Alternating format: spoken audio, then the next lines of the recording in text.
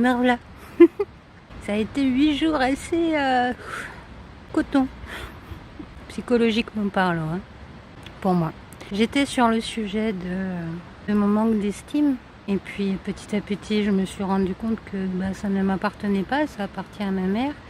Et c'est juste un rôle que je me suis pris. Mais après, derrière ça, comment faire pour en sortir, quoi.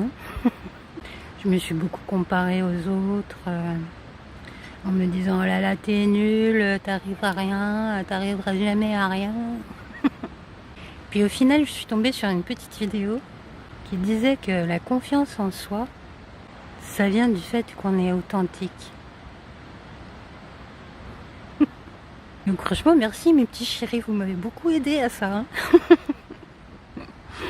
Parce que bon, je vous parle, mais en fait, je suis toute seule. J'ai pas de visage en face de moi, j'ai pas les petites mimiques, les micro-expressions, tout ça, qui me disent oh, ça me saoule, ça me et qui font que je zappe en fait le sujet et que je passe à autre chose, etc.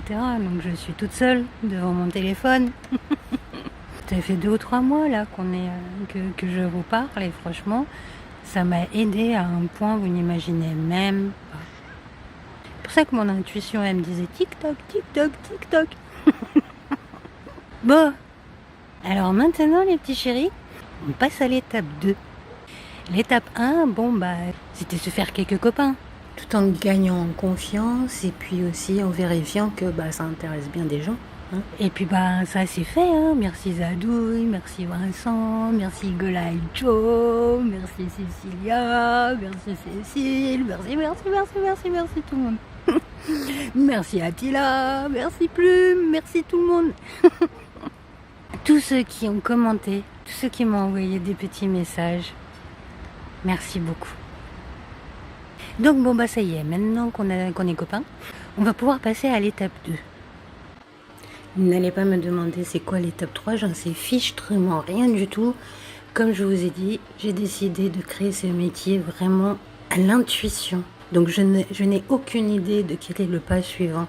Je sais simplement le pas à faire là, maintenant, tout de suite. Maintenant que j'ai quelques petits copains et que, en même temps, parallèlement, j'ai grandi. Vous allez voir à l'issue, à la fin de cette histoire, je serai plus du tout la même. J'irai beaucoup mieux. Je serai pleinement et entièrement moi. J'aurai le cœur grand ouvert. Alors que, très clairement, quand j'ai commencé, je venais tout juste de sortir de 3 mois SDF, d'une rupture coton, qui m'a laissé sans rien sur une île, voilà quoi, hein, avec Babouchka. C'était quand même quelque chose du rail quoi à vivre. Mais j'ai toujours su que de toute façon, je pouvais m'en sortir puisque j'ai déjà vécu ça une fois. Le truc c'est combien de temps ça prend, ça j'en sais rien moi. Et je peux pas le savoir. Ça dépend de tout un tas de choses et en particulier de ce que je veux faire. Et donc voilà, là ça y est, je suis à la fin de la playlist gratuite, là, sur nos capacités inconscientes. Et je vais pouvoir vous proposer des formations en ligne.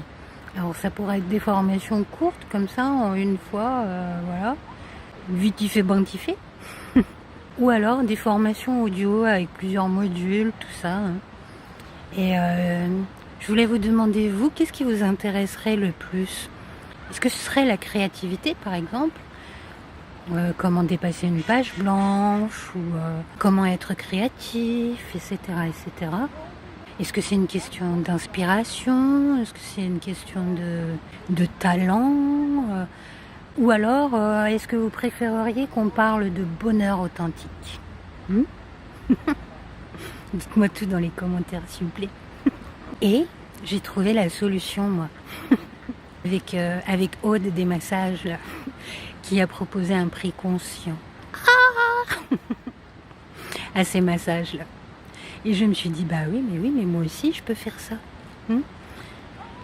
Et donc, je proposerai un prix conscient sur ces formations-là.